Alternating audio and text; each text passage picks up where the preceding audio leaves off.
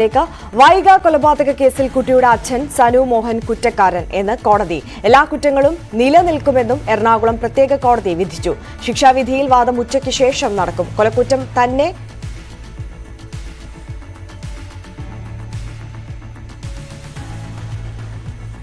നൽകണമെന്ന് പ്രോസിക്യൂഷൻ ആവശ്യപ്പെട്ടു. Dani Paul വിവരങ്ങളുമായി ചേരുകയാണ്.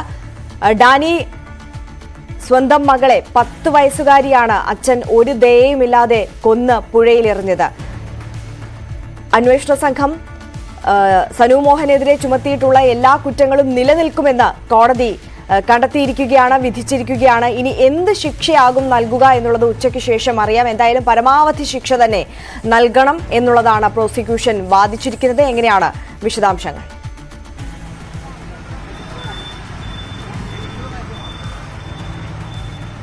ആര്യ, ഉച്ചയ്ക്ക് 2:30-നാണ് ശിക്ഷാ വിധി ഉണ്ടാകുക. അതിനു മുൻപായുള്ള ഒരു വാദം, ഈ ശിക്ഷ വിധിക്കുന്നതിന് മുൻപ് പ്രതിക്ക് എന്തെങ്കിലും രീതിയിൽ കാര്യങ്ങൾ ബോധിപ്പിക്കാനുണ്ടോ എന്ന് ചോദിച്ചു. ആദ്യം ഇത് ഉച്ചയ്ക്ക് ശേഷം പരിഗണിക്കാമെന്നായിരുന്നു പറഞ്ഞത്. പിന്നീട് മറ്റ് കേസുകളുടെ ഇടവേള നോക്കി അത് വാദം കൊണ്ടുവരികയായിരുന്നു.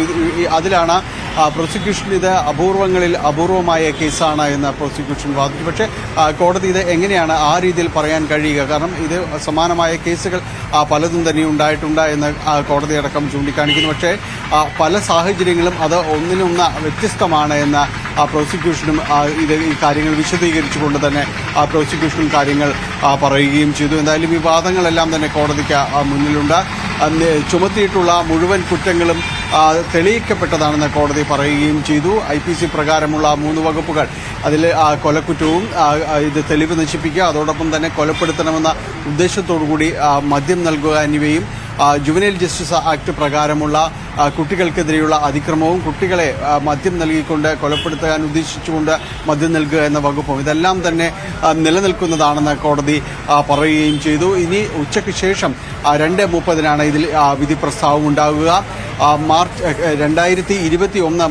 21-നായിരുന്നു ഈ കൊലപാതകം നടക്കുന്നത്.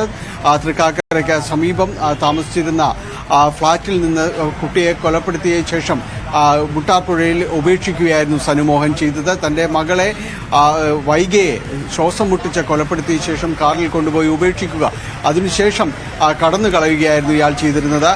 കടബാധ്യത മൂലം മകളെ കൊലപ്പെടുത്തി പിതാവ് ആത്മഹത്യ ചെയ്തു എന്ന രീതിയിലേക്ക് കാര്യങ്ങൾ എത്തിച്ചേരും എന്ന നിഗമനത്തോടുകൂടിയായിരുന്നു ഈ കാര്യങ്ങൾ അത്രയും ചെയ്തത്. പക്ഷേ ഇയാളുടെ ദൃശ്യങ്ങൾ, വാഹനത്തിന്റെ ദൃശ്യങ്ങളടക്കം പിന്നീട് നടത്തിയ അന്വേഷണത്തിൽ CCTVയിൽ പതിഞ്ഞതാണ് വളരെ നിർണായകമായത്. ഈ കേസിൽ തുടർന്ന് 28 ദിവസത്തോളം നടത്തിയ പോലീസിന്റെ നീണ്ട അന്വേഷണത്തിനൊടുവിലാണ് ഇയാളെ കണ്ടെത്തിയത്. പല സംസ്ഥാനങ്ങളിലായി ഇയാൾ ഒളിച്ച് കഴിയുകയായിരുന്നു. മദ്യത്തിനും അതോടൊപ്പം തന്നെ ചൂതാട്ടത്തിനുമെല്ലാം തന്നെ അകപ്പെട്ട് കുത്തഴിഞ്ഞ ജീവിതം നയിച്ചിരുന്ന ഒരാൾ വൻ കടബാധ്യതയിൽപ്പെട്ടതിന് ശേഷമായിരുന്നു ഇയാൾ ഈ രീതിയിലേക്ക് കാര്യങ്ങൾ കൊണ്ടുപോയത്. നേരത്തെയും ഇയാൾ കേസിൽ പൂനെയിൽ വെച്ച് ബിസിനസ് നടത്തിയിരുന്ന സമയത്ത് കടബാധ്യതയിൽപ്പെട്ട് അറസ്റ്റ് ചെയ്യപ്പെടുകയുണ്ടായി. കുടുംബവുമായി, ഭാര്യയുമായി, പ്രത്യേകിച്ച് ഭാര്യ വീട്ടുകാരുമായിരുന്നു വലിയ രീതിയിലുള്ള അടുപ്പം ഇയാൾ പുലർത്തിയിരുന്നില്ല. കുട്ടിയെ തനിക്കൊപ്പം വിടണമെന്ന് ആവശ്യപ്പെട്ടുകൊണ്ട് ഭാര്യ വീട്ടുകാരിൽ നിന്ന് 2 ദിവസത്തേക്ക് കുട്ടി വൈകിയുമായി ഫ്ളാറ്റിലേക്ക് പോരുകയായിരുന്നു. വഴിമധ്യേ തന്നെ മദ്യം നൽകി അബോധാവസ്ഥയിൽ എത്തിച്ച ശേഷമാണ് കുട്ടിയെ കൊലപ്പെടുത്തുകയും ചെയ്യുന്നത്. വിചാരണയിൽ ഉടനീളം പ്രോസിക്യൂഷൻ ചൂണ്ടിക്കാണിച്ച് ഇയാളുടെ ഒരു സ്വഭാവപരമായ കാര്യങ്ങൾ തന്നെയാണ്. തികച്ചും സൈക്കോപാത്തിനെ പോലെ, മാനസിക രോഗിയെ പോലെ പെരുമാറുന്ന ഒരാൾക്ക് ഈ രീതിയിൽ ചിന്തിക്കാൻ കഴിയുകയുള്ളൂ. സ്വന്തം കുഞ്ഞിനെ കൊലപ്പെടുത്തുകയും അത് തന്റെ ഒളിവ് ജീവിതത്തിന് മറ്റൊരു മറയാക്കി പിടിക്കുകയും ചെയ്തൊരു പിതാവ് എന്ന രീതിയിൽ മാത്രം ഇയാളെ കാണാൻ കഴിയും. അതുകൊണ്ട് തന്നെ ഒരു രീതിയിലും ഇയാൾ മാപ്പ് അർഹിക്കുന്നില്ല. പരമാവധി ശിക്ഷ ഇയാൾക്ക് നൽകണമെന്നതാണ് പ്രോസിക്യൂഷൻ വാദം.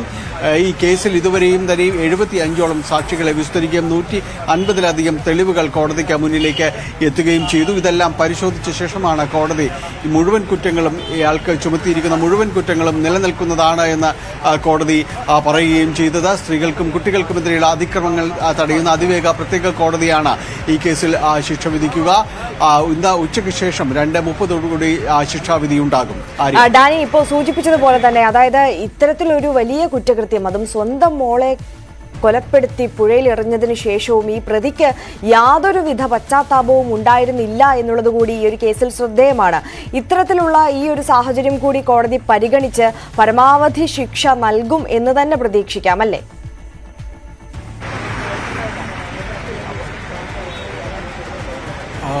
ശിക്ഷാവിധി കോടതി തന്നെയാണ് അത്തരം കാര്യങ്ങളിൽ അന്തിമമായിട്ട് തന്നെ പോകുന്നത്.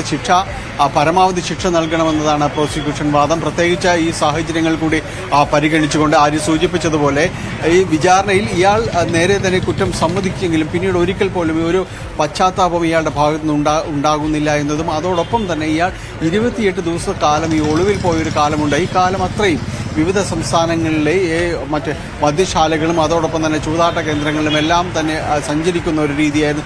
തീർത്തും ഉല്ലാസവാനായി കാണപ്പെട്ട ഒരാൾ ഈ താൻ ചെയ്തു പോയ കുറ്റകൃത്യത്തെക്കുറിച്ച് അല്ലെങ്കിൽ സ്വന്തം മകളെ തന്നെ ഇല്ലാതാക്കിയതിനെക്കുറിച്ച് യാതൊരു രീതിയിലുള്ള ഒരു ചിന്തയോ പശ്ചാത്താപമോ ഒന്നുമില്ലാതിരുന്ന ഒരാൾ, അയാൾക്ക് പരമാവധി ശിക്ഷ തന്നെ നൽകുക എന്നതാണ് പ്രോസിക്യൂഷൻ വാദം. അതുകൊണ്ട് ഇക്കാര്യങ്ങളിൽ ഒരിളവും കോടതി നൽകരുത്, തികച്ചും മാതൃകാപരമായിട്ട് തന്നെ ഈ ശിക്ഷ നടപ്പാക്കുക എന്നതാണ് പ്രോസിക്യൂഷൻ കോടതിയോട് ആവശ്യപ്പെട്ടിരുന്നത്. അതിന് പ്രധാനമായും തന്നെ ചൂണ്ടിക്കാണിക്കുന്നത് തൻ്റെ ഈ കടബാധ്യതകൾ അതിൽ നിന്നെല്ലാം രക്ഷ തേടി താൻ മറ്റൊരാളായി വേറെ എവിടെയെങ്കിലും ജീവിക്കുന്നതിന് സ്വന്തം മകളെ തന്നെ കൊലപ്പെടുത്തിക്കൊണ്ട് അത് തൻ്റെ ജീവിതത്തിനെ മറയാക്കി പിടിക്കുക. അയാൾ പറഞ്ഞ വിചിത്രമായൊരു വാദം, താൻ ആത്മഹത്യ ചെയ്യാൻ തന്നെ തീരുമാനിച്ചതാണ്.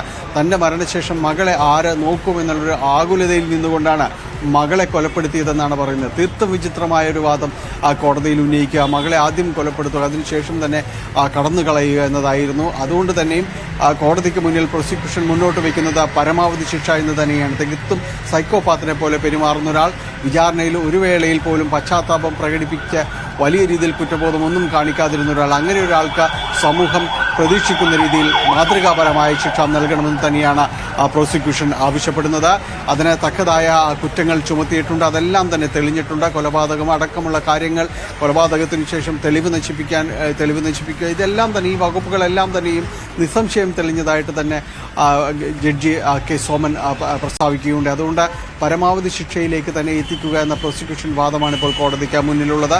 കോടതി എന്താണ് മറ്റ് സാഹചര്യങ്ങൾ എന്നതുകൂടി പരിഗണിച്ച ശേഷം വിധി പ്രസ്താവം ഉണ്ടാകുമെന്നാണ് പ്രതീക്ഷിക്കുന്നത്. ശരി, ഡാനിപ്പോളാണ് വിവരങ്ങൾ നൽകിയത്. വൈഗ കൊലപാതക കേസിൽ കുട്ടിയുടെ അച്ഛൻ സനു മോഹൻ കുറ്റക്കാരനെന്ന് കോടതി കണ്ടെത്തിയിരിക്കുന്നു. ശിക്ഷാവിധി ഉച്ചയ്ക്ക് ശേഷം ഉണ്ടാകും.